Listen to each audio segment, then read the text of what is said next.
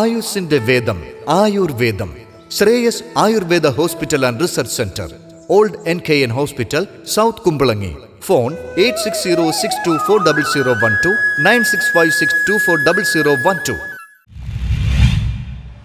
വൈദ്യുതി ചാർജ് വർധനവിനെതിരെ KDPയുടെ നേതൃത്വത്തിൽ പറവൂരിൽ ധർണ നടത്തി. വൈദ്യുതി ചാർജ് വർധനവ് പിൻവലിക്കണമെന്നാവശ്യപ്പെട്ടുകൊണ്ട് കേരള ഡെമോക്രാറ്റിക് പാർട്ടി പറവൂർ നിയോജക മണ്ഡലം കമ്മിറ്റിയുടെ നേതൃത്വത്തിൽ നോർത്ത് പറവൂർ KSEB ഓഫീസിലേക്ക് മാർച്ചും ധർണയും നടത്തി. വൈദ്യുതി ചാർജ് വർധനവ് 2021 മുതൽ 2016 മുതൽ 2024, അപ്പോൾ പിണറായി വിജയൻ അധികാരത്തിലേറിയിട്ട് കഴിഞ്ഞ 8 വർഷത്തിനിടയിൽ 5 തവണയാണ് വൈദ്യുതി ചാർജ് വർദ്ധിപ്പിച്ചിട്ടുള്ളത്.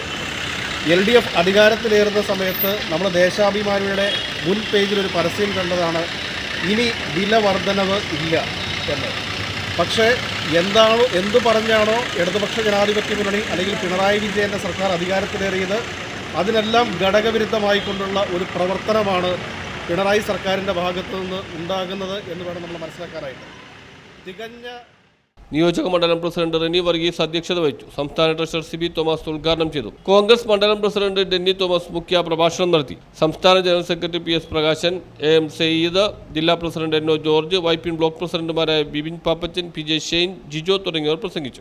ജനങ്ങൾക്ക് വേണ്ടി നിലകൊള്ളേണ്ട ഗവൺമെന്റ് കേരളത്തിലെ ജനങ്ങളെ പകല് അവരുടെ പോക്കറ്റിലും അവരുടെ പിച്ചച്ചട്ടിയിലും കൊള്ളയടിക്കുന്ന രീതിയിലേക്ക് ഈ ഗവൺമെന്റ് മാറിയിരിക്കുന്നു. യൂണിറ്റിന് 16 പൈസ എന്ന് പറയുന്നത് വെള്ളിയാഴ്ച രാത്രിയാണ് കൃഷ്ണൻകുട്ടി മന്ത്രി പ്രഖ്യാപിച്ചത്. 16 പൈസ എന്ന് പറയുമ്പോൾ ആളുകൾ കേൾക്കുമ്പോൾ വെറും 16 പൈസയാണ് കൂടിയെന്നുള്ളത് വിചാരിക്കുമ്പോൾ ഒരു സാധാരണക്കാർ 100 യൂണിറ്റ് ഉപയോഗിക്കുന്ന ന്യൂസ് ബ്യൂറോ പറവൂർ.